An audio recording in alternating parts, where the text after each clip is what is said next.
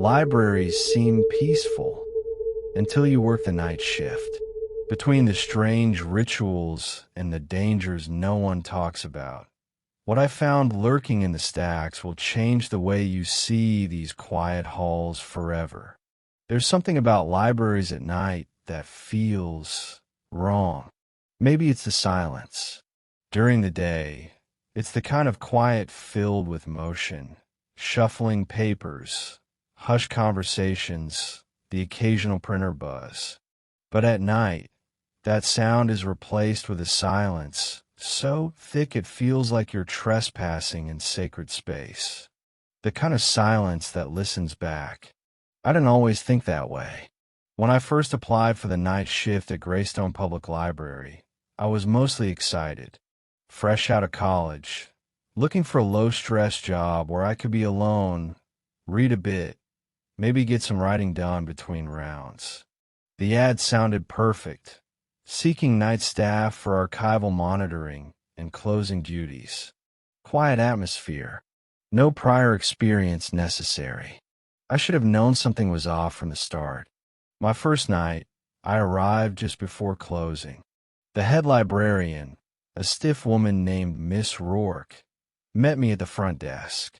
Her silver hair was pulled into a tight bun, and she spoke in clipped, exact sentences, as though wasting syllables offended her. "You will not be shelving books," she said. "Your duties are maintenance and monitoring. You'll walk the building every hour on the hour. You will check the logs. You will enforce the rules. Nothing more." Her eyes locked onto mine when she said enforce the rules. I thought it was odd, but figured she just meant keeping out the occasional squatter or late-night high schooler trying to sneak in a beer. I nodded. Understood. She handed me a printed sheet, 8 crisp lines in old typeface. Night shift rules. Greystone Public Library. 1. Once the doors are locked at 9 p.m., do not reopen them for anyone. 2. Do not speak above a whisper, regardless of who you're speaking to. 3. Avoid Section B7 between midnight and 3 a.m. 4. Do not rearrange misplaced books if you find them after midnight. 5. If you hear someone crying in the archives, do not investigate. 6. If you find a book titled The Endless Index, return it to the locked drawer in the front desk. Do not open it. 7. Never stay past 4 a.m. No exceptions. 8. Above all, treat the library with respect. It remembers. I laughed when I read them. I thought it was some kind of elaborate in-joke. I said something like, "Should I expect to see ghosts in the stacks?" Miss Rourke didn't smile. "The rules are not negotiable. Follow them, or your employment will be terminated. And terminated staff do not return."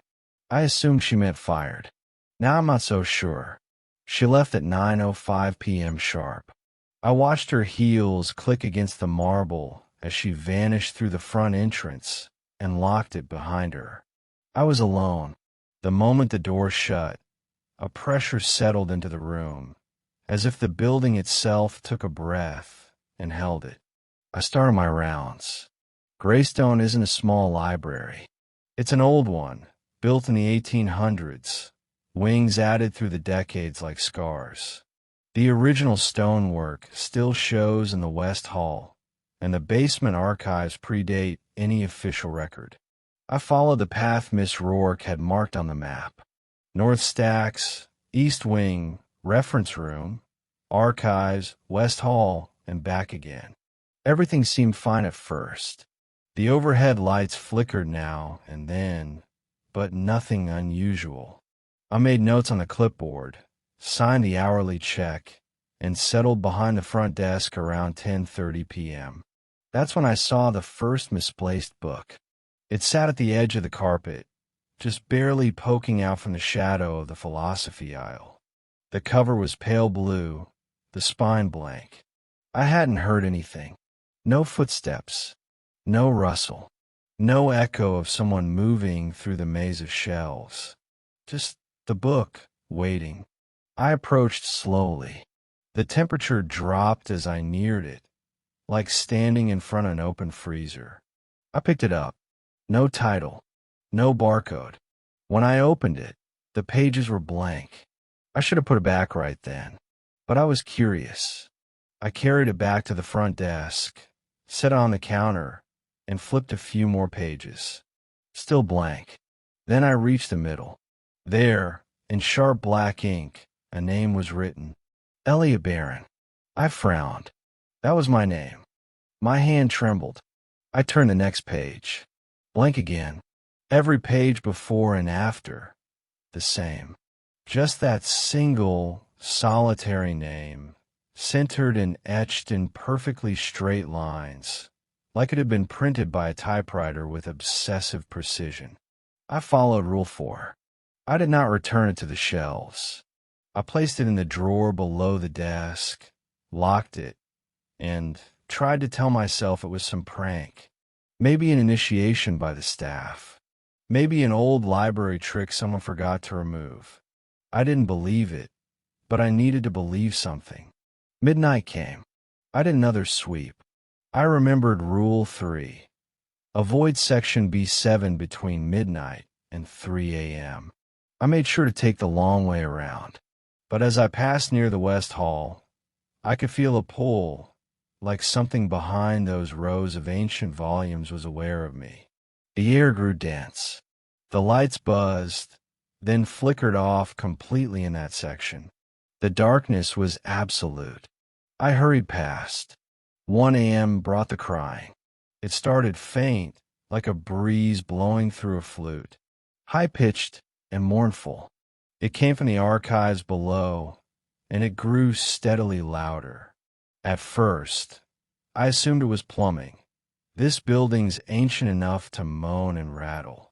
But as I reached the stairwell, the sound sharpened into distinct sobs. Human. Desperate. I froze halfway down. The air smelled of damp paper and rust. The temperature dropped again, much colder than it had any right to be. The crying became clearer. It was a woman, sobbing, murmuring something I couldn't understand. Her voice echoed through the walls like she was moving between them. I thought Rule 5. If you hear someone cry in the archives, do not investigate. I backed up slowly, step by step, until I was back on the ground floor. I locked the stairwell door and didn't go back. Around 2:15 a.m., I noticed the book was missing. The drawer where I'd locked the blank journal was open, despite the key still being in my pocket. The book was gone. I searched around the desk, thinking maybe I misplaced it. Nothing. I checked the trash, the drop box, even under the front counter. Gone. Instead, sitting squarely in the center of the desk, was a new book. This one was red, thicker. I opened it. Blank pages. And then, in the exact same font, another name appeared. Thomas Greeley. I didn't recognize the name, but it stirred something. I checked the old employee roster behind the desk, where laminated photos of past librarians hung under a yellowed sign that read Greystone Staff Through the Ages. In the 1987 row, I found it. Thomas Greeley, Night Librarian. Missing. Never found. I slammed the book shut and backed away. The floor beneath my feet groaned, but I hadn't moved. It groaned again, like something beneath the floorboards shifted its weight. I want to leave. Every part of me screamed to get out. But I remembered Rule 1. Once the doors are locked at 9 p.m., do not reopen them for anyone. And Rule 7. Never stay past 4 a.m. No exceptions. I was trapped between two invisible lines. Too early to leave. Too dangerous to stay. So I waited.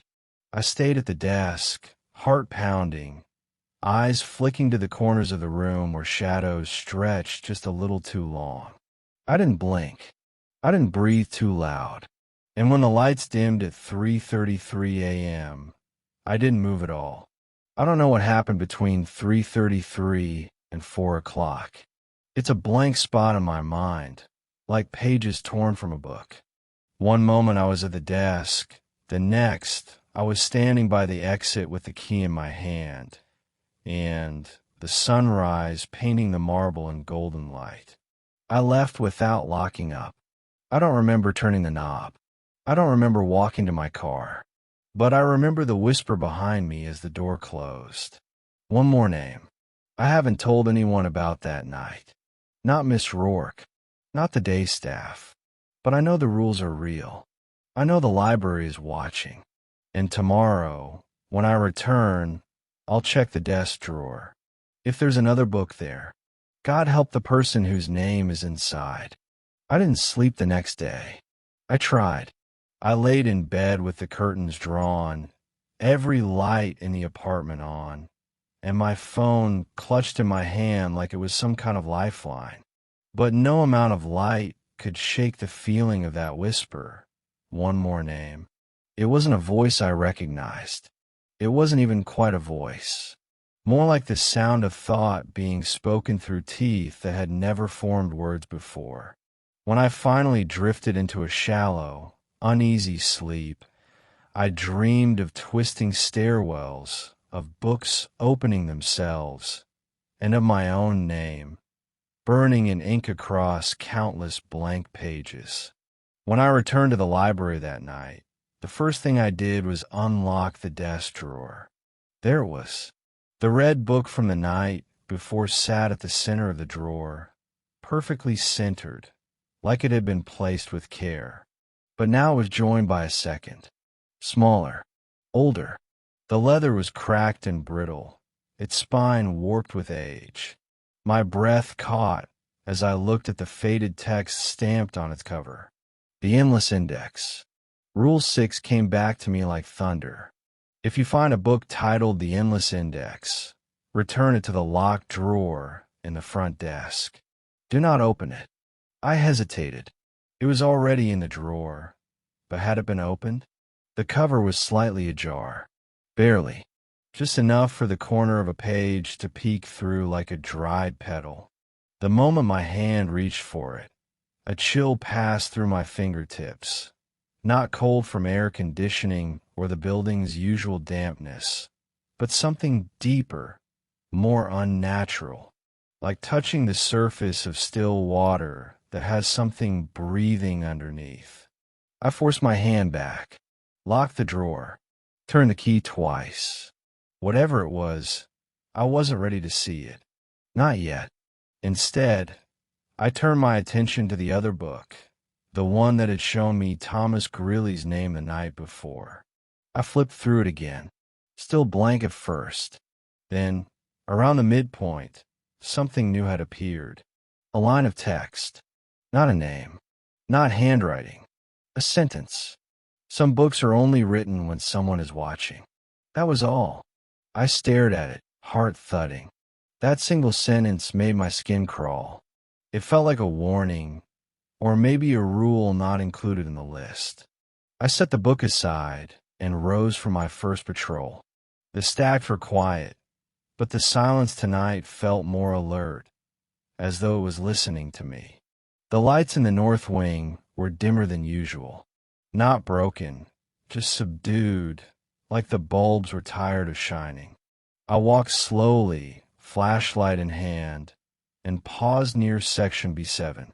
Midnight was still a half hour away, but already the temperature dropped as I approached. I dare not cross the threshold. Even from several feet away, I could feel something there, an invisible barrier. Like crossing into that aisle was stepping into another world. I heard the sound of pages turning, but there was no one there. When I returned to the front desk, I found something waiting for me. Another book. This one had not been there before. Smaller than the others, pocket-sized, bound in soft gray leather.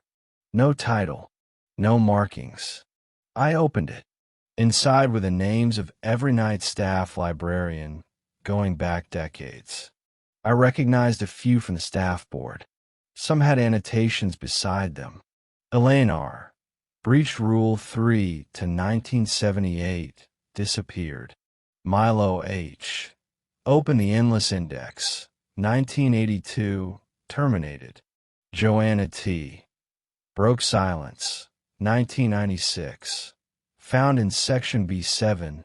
Eyes missing. Then I saw my name. Elliot Barron. Rule violation pending. I snapped the book shut. My hands were shaking. This wasn't folklore. This wasn't a hazing ritual or some elaborate psychological test. This was real, and I was already on the list. I needed to get answers. At 1:15 a.m., I made a decision, one that still haunts me. I went back to the archives. The crying didn't come this time. That somehow made it worse. The silence felt like a hell breath. I moved through the stairwell, the flashlight beam shaking in my hand.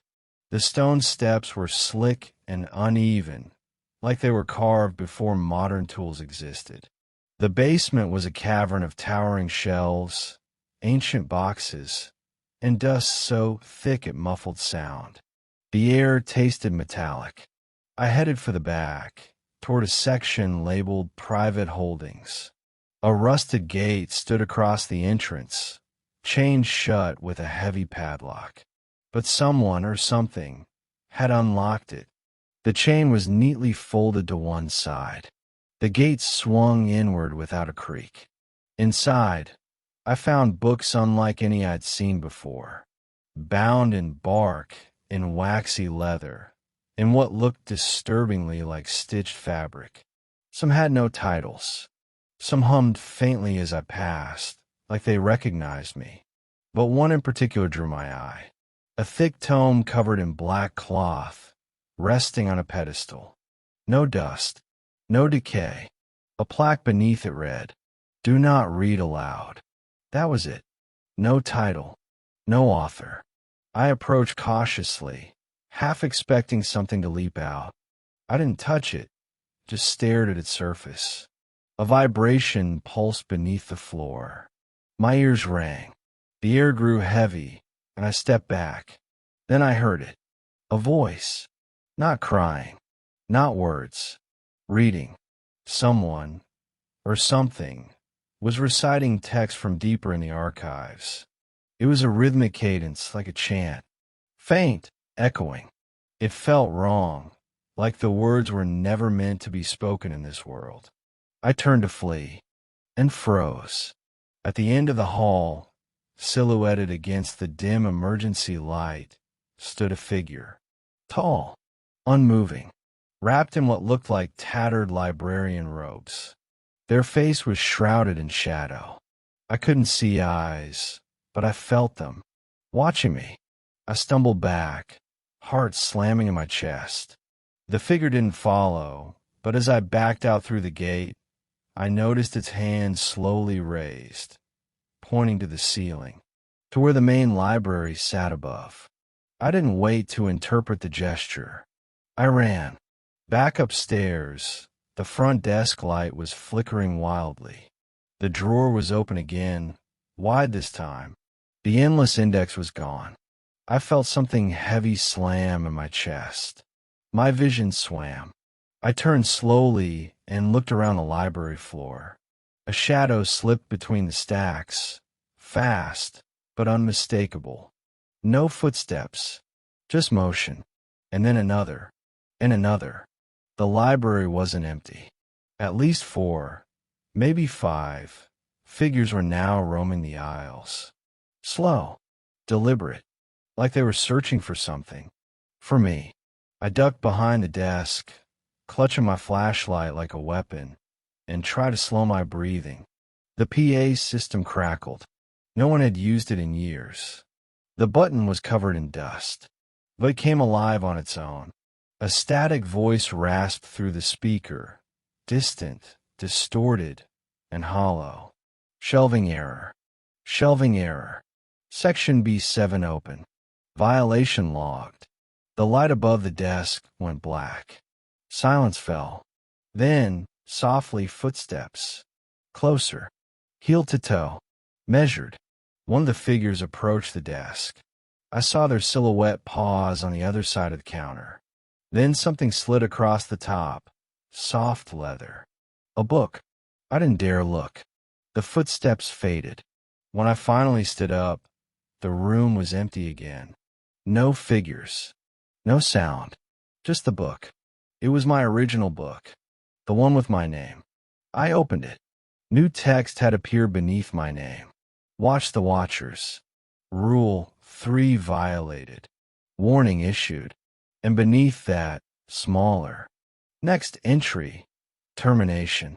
I sat down in the chair, staring blankly at the page. The library wasn't just some haunted building.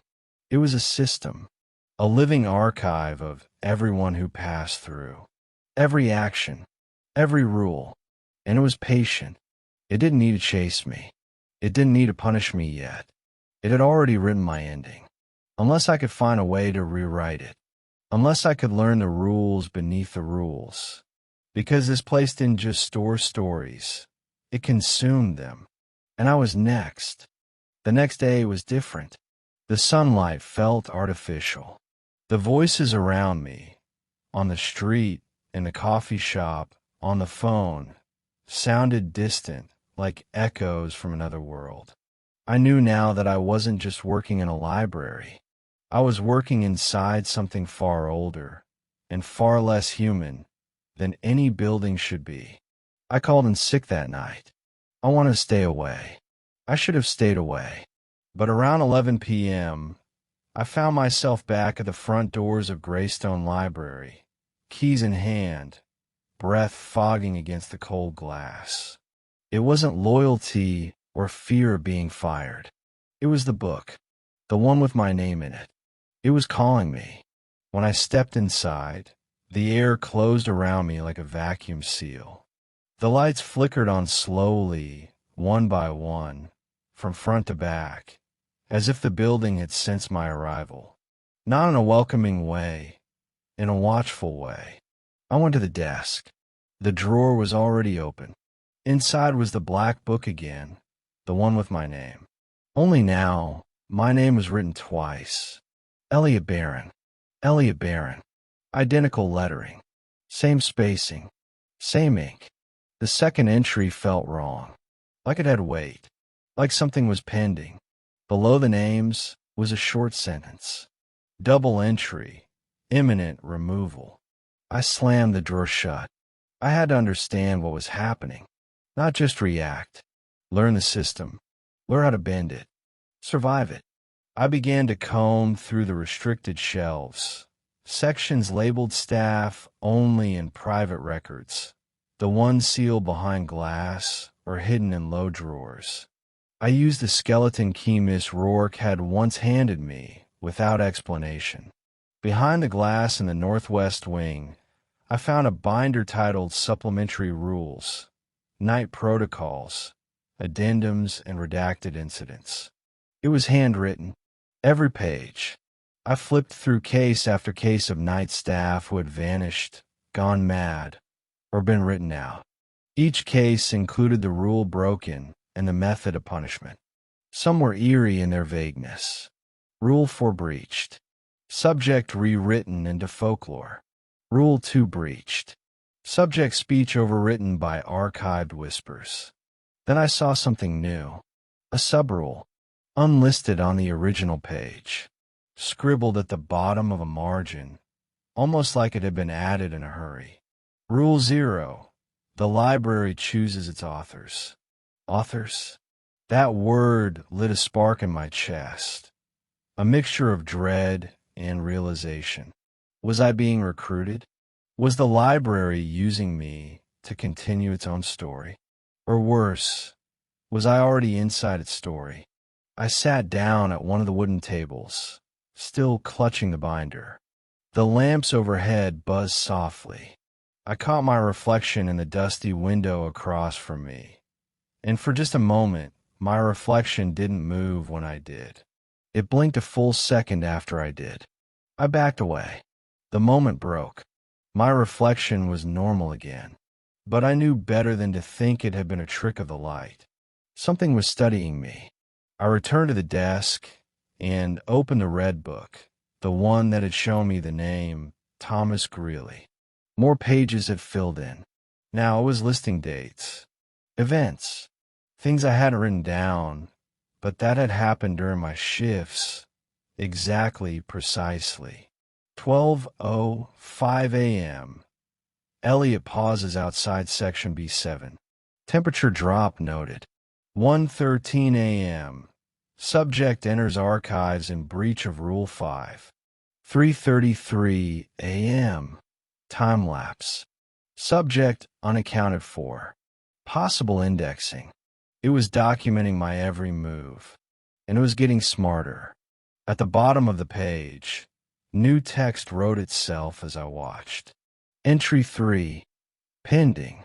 Observe reaction to unauthorized subject entry.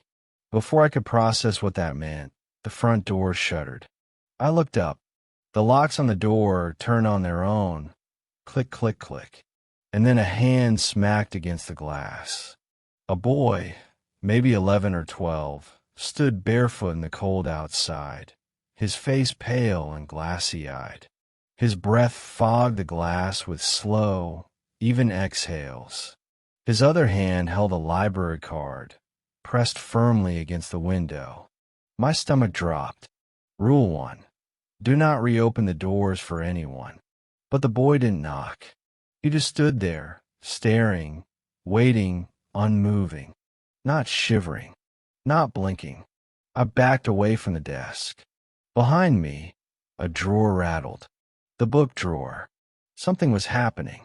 I rushed to it, opened it. Now 3 books sat inside. 1 mine. 2, Thomas Greeley's. 3, a new one, smaller, burnt around the edges. I opened it. Oliver Finch. Age, 11. Status, recurring anomaly. Unauthorized entry, 1959. I looked back at the boy through the glass. He was still standing there. Then he smiled. His teeth were black, like pages soaked in ink. And behind him, just barely visible, were others. Shadows, standing perfectly still on the sidewalk. Not moving, watching, silent. The lights in the library dimmed, and the PA system whispered to life. Anomalous patron detected. Please file incident report before final indexing. A cold wind brushed the back of my neck, but the doors were still shut. I turned and sprinted to section B7. I don't know why. Instinct, maybe. Or maybe the library was leading me. The way a nightmare leads you back to the worst place at the worst time.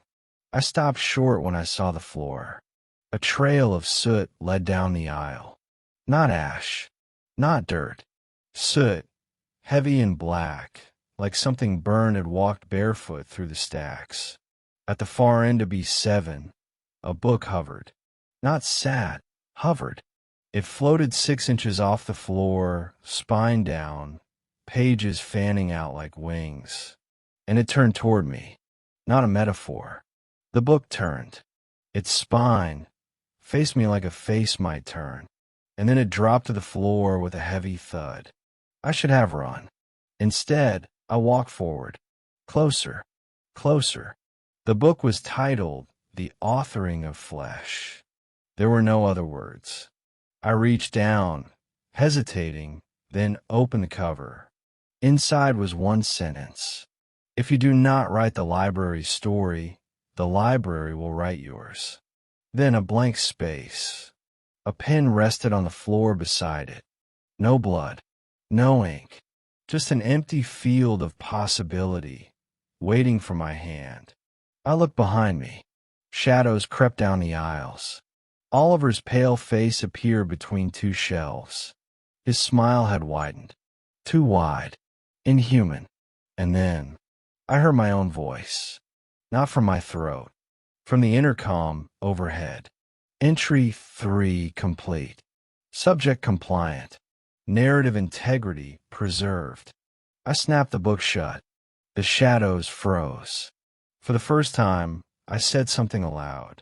My voice shook, but came out clear. Not yet. The lights overhead flickered, then surged back to full brightness. The intercom sizzled, distorted, and all at once, the shadows vanished. The soot trail blew away like smoke. The boy disappeared. The library reset itself. I stood alone in B7, holding the book that shouldn't exist.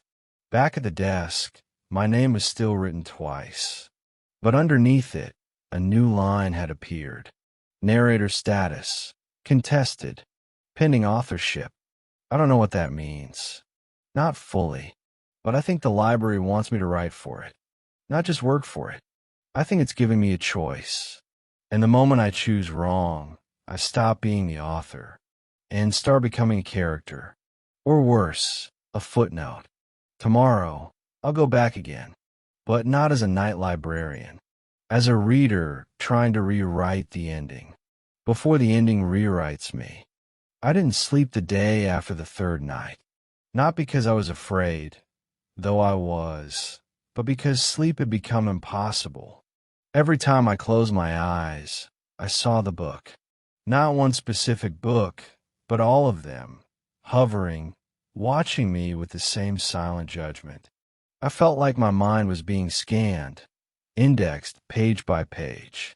The phrase from last night looped endlessly in my head. If you do not write the library's story, the library will write yours. That line hadn't been a threat. It was an invitation, or perhaps an ultimatum.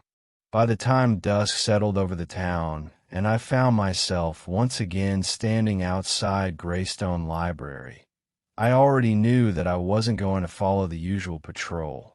Tonight wasn't about obeying the rules. Tonight was about finding the truth buried beneath them. The library greeted me like it always did. Cold breath, flickering lights, doors that unlocked before my key even touched the lock. The building had grown comfortable with me. Too comfortable. At the front desk, the drawer was already open again. But this time, the black book with my name was gone. In its place was a thin sheaf of handwritten pages bound with string. The pages were trembling, shivering, as though alive. The cover read, Draft 0, Author Unknown. And beneath it, in my own handwriting, though I had no memory of writing it, do not let them finish your story. I took the bundle and tucked it into my coat. It was time to go beyond the public stacks, the archives, and the restricted shelves. I needed to go to the sublevel. The place not listed on any blueprint. A place whispered about in a redacted footnote I'd found on one of the supplementary rule sheets. Lower level access restricted to designated recorders. Violators will be subsumed. It took nearly an hour of searching, but I found the entrance. It wasn't a trapdoor or hidden stairwell. It was a hallway behind the poetry section, one that shouldn't have been there. On every previous night, it had been a solid wall. Tonight, the brick was gone, revealing a narrow, descending passage lit only by candle sconces, each flame flickering in rhythm, like a heartbeat. I took a breath and stepped inside. The air shifted immediately. Sound dropped out, like I had entered a vacuum. My footsteps no longer echoed. Even my breathing seemed distant. The hallway descended in a spiral, the walls lined not with shelves, but with slabs, stone tablets etched with names. Not just names. Sentences. Each wall described someone's final thoughts, final actions, or final scream. As I descended, I began to recognize some of the names. Past librarians, authors who had gone missing, patrons who had been absorbed. Each entry ended with the same notation. Indexed. The path finally spilled into a circular chamber. The floor was covered in thick parchment. Some pages pulsed like flesh. Others twitched, trying to fold or close. And in the center of it all, a massive, spiral-bound tome the size of a dinner table sat on a pedestal of stacked skulls. It was open. The current page had no ink, only a quill hovering above it, dripping blood-red fluid that smelled faintly of old iron and ink. And just above the page, hovering in curling script, was a name. Elliot Barron. The ink began to move. The quill twitched, and the library began to write my death. I don't know what possessed me. Rage. Terror. Maybe a final scrap of free will. But I screamed. Stop. My voice echoed. Not through the chamber, but through the library itself. I felt the walls shift. And then I spoke again. Not in defiance, but in declaration. I'll write it myself. The ink froze. The quill hovered. A second page materialized beside the first. Blank. Waiting. An offer. I approached. My hand extended, trembling, and I took the quill. The moment I gripped it, pain shot through my fingers. Not from the quill itself, but from beneath my skin, like something was peeling my story out of me and bleeding it onto the page. I wrote a single sentence. Elliot Barron chose his own ending. The chamber groaned. A horrible, wet sound echoed through the air, like pages tearing from a living throat. The massive book slammed shut. The pedestal cracked, and the candlelight dimmed. But the second page, the one I had touched, glowed faintly with a pale golden shimmer. Then I heard it again, a voice I hadn't heard since my first shift. Only now, it wasn't whispered through an intercom. It wasn't in my ears. It was inside me. Narrator designation granted. Temporary authorship in progress. The entire chamber began to shift. Walls folded inward. The slabs disappeared. The spiral stairs behind me were gone. And then, I was back at the front desk. No transition. No stair climb. Just an instant reappearance. But something had changed. The library was silent. Too silent. Not the watching silence I'd grown used to. Not the charged, living stillness that vibrated through every row and hallway. This was something else. Like the building was empty. I turned around slowly. The shelves were vacant. No books. No patrons. No shadows. Only rows and rows of bare wood stretching into darkness. Then the lights blinked, and all the books were back, but facing outward. Every single one turned spine in. The titles were gone. Blank. And that's when I realized the truth. The library hadn't just been writing me into a story. It had been rearranging reality. Reindexing every narrative, erasing old plots, turning knowledge into weapons. And now, I had changed something, interrupted it, taken control, if only for a moment. At that moment, a soft sound cut through the stillness. A book dropped behind me. I turned. It was the black book. My book. Returned. The second entry, my name written twice, was now crossed out. Beneath it, narrator authenticated. Final draft pending. I flipped to the back. A new rule had been added. Rule 9. If you write the ending, the library cannot. But below that, in smaller text, barely visible, unless the library writes you writing it. I stood there for what felt like hours, the weight of the knowledge sinking in. I hadn't won. Not really. I bought time. A few chapters. A handful of pages.